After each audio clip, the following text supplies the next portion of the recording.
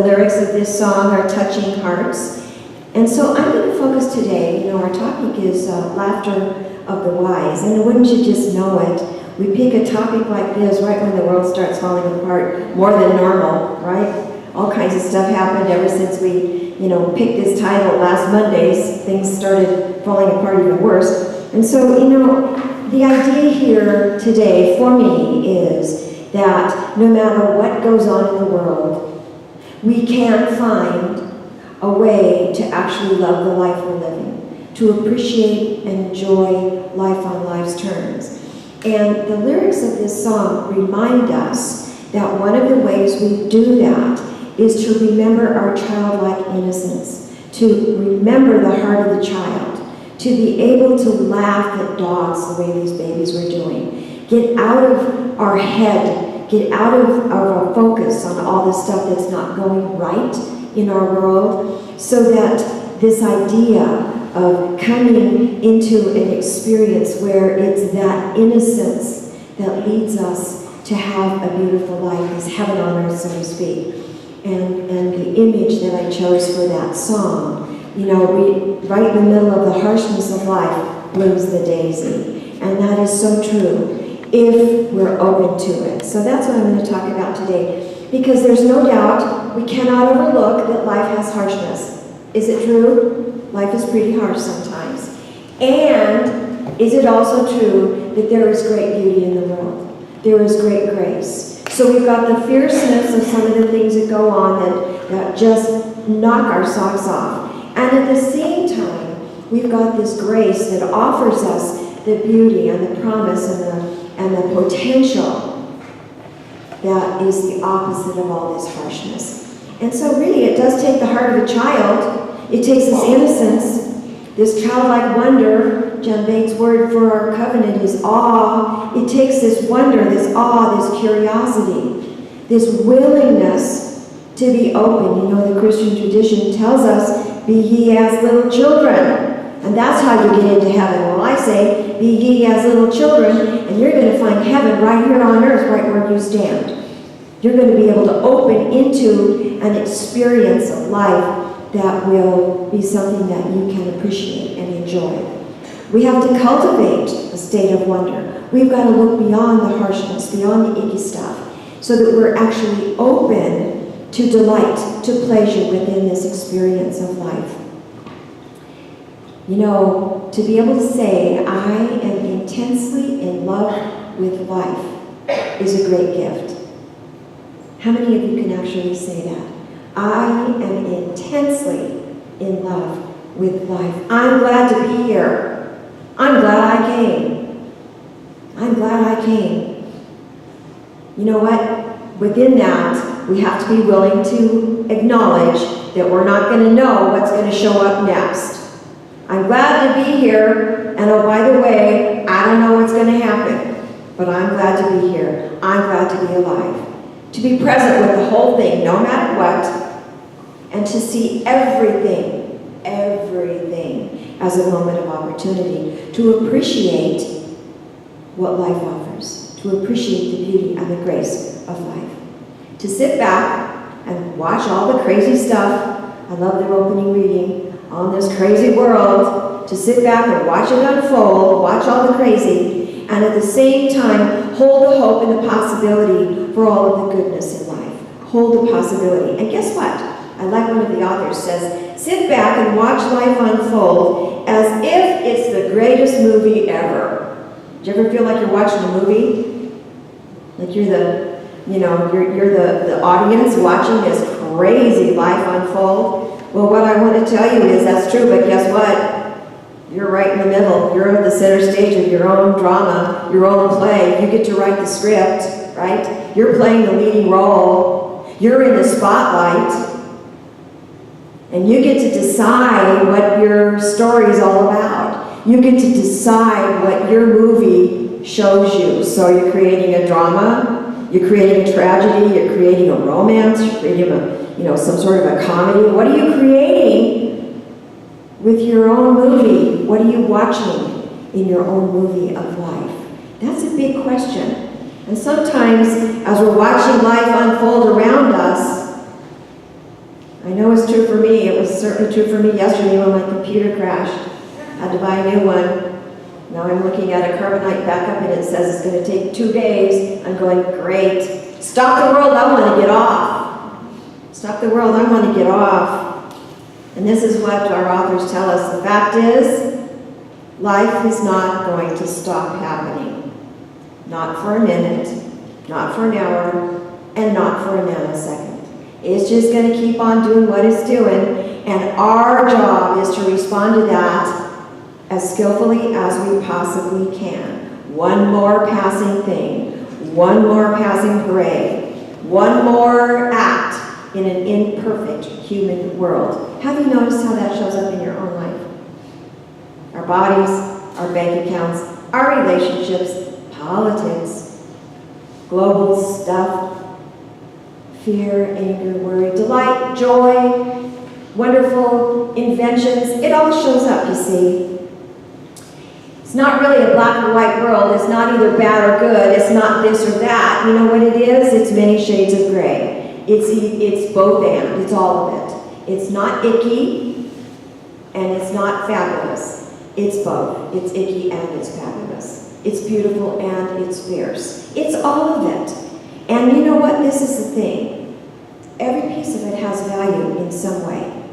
Even though it may not feel good. Even though we don't like it. Whatever's going on has a part in the play of the universe, in the play of the divine. And that's a very difficult concept to embrace. I don't expect you to embrace it if it doesn't fit for you. It fits for me because it's the only way I can explain how all the crazy stuff fits together. Do you know what I mean? How this leads to the next thing, and the next thing, and the next thing. And guess what? I don't always like it. Matter of fact, lots of times I don't like it.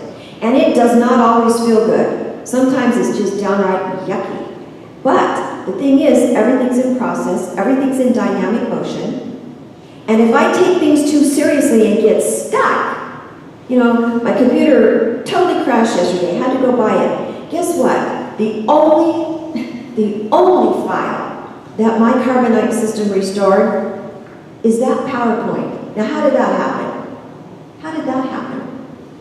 The universe knew I needed that PowerPoint for all of us this morning so that we can enjoy this service. I don't know how that happened, but it did. Don't have anything else on there, absolutely nothing. 2 days, but that's there. See, if I take myself too seriously, tell you what, when I opened up my computer and I saw that file there, I went, are you kidding me? Where did that come from? So I know that this idea of this too shall pass, all this stuff that keeps showing up, getting in the way of our peace of mind, guess what? If we hang in there, we embrace it, we go lightly with it, we just go, oh well, it always works out okay, even if it doesn't look very good at the time. I'm looking at some of you, especially you, Laura, because I know your story, and I'm thinking of some of the things that I know about your story, your movie. And then I see Alex, 16 now, this beautiful, is he 16? 17, this beautiful boy. But if you would have stopped 16, 17 years ago at that situation and didn't hold the holy hope, didn't hold the light for that situation, it would look very different, isn't that the truth? If you didn't have the capacity to say to yourself, this too shall pass, this is going to change, this is going to get different. So whatever you're going through, you know, if you stay stuck in that thing, whatever it is, it's going to hold you back from enjoying your life experience. Try to let it, you know, sit lightly in your experience. It's going to change. Maintain an openness to whatever's going on. Laugh at the universe. You know, you have to. You got to have a sense of humor about these things. If we get all tied up and wound up in fear, you know, one of our authors tells us that the big problem is most of us, and I have to say I'm part of that, but I'm sure you are too, at least sometimes. Most of us are stuck in a state of collective fear and anxiety. Is that true? We get stuck in a state of collective fear and anxiety about something. We've got this energy field, like, ain't it terrible? oh my gosh, what's going to happen next? We've got sort of that, oh no response to life. That was my response yesterday morning when my computer crashed. Oh no, now what? Now what? Then I said, oh well. Took my mom to breakfast and went out and bought party hats. What are you going to do? You know? Dealt with it later. Dealt with it. Well, this is what we do. Figured it's going to work itself out, and it did. And there it is. Do you understand what I'm saying? If you get collapsed into these things, what happens is you get shut down, you get petrified by life, and then no creative solutions come up. Nothing can enter. You shut down the gap for God to do the work that God can do, you see. I was talking to one of my sisters about, and he said, can you believe it? I have to be inspired for a talk about laughter of the wise, and boy, let me tell you, I'm having trouble. And she says, yeah, it kind of brings to mind that idea of the big belly Buddha laughing at us, telling us that, yeah, you think you can control life. Isn't that the truth? It's the truth. So Brene Brown says in her book, Gifts of Imperfection, you would know about this. You're teaching that book, aren't you? There is a path to laughter no matter what. When I use the word laughter, I don't mean hee ha ha. I'm talking about a path to seeing life lightly, a path to living in that sense of possibility, that sense of hope, that sense of taking life on life's terms in a light way. There is always a path to this laughter, this lightness, no matter what's going on. And when we can come to terms with an imperfect world, with all of the stuff that's going on, the roughness, the harshness, the imperfections, then we have reasons to be hopeful. To go, yeah, this is going to work out. This is going to work out.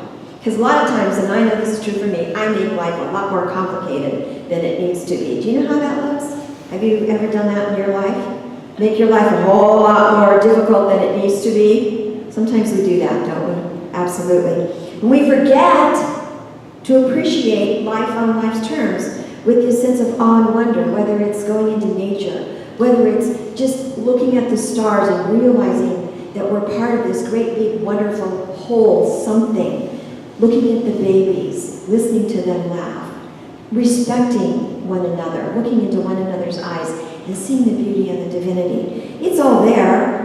It's all there. We just have to call on our innocent heart that's childlike, that doesn't see all the icky stuff all the time, so that we can let our love and our innocence shatter some of that harshness that's around us all the time. We don't avoid the harshness, and we don't shut it out, and we don't close ourselves off to it. We got to know about it.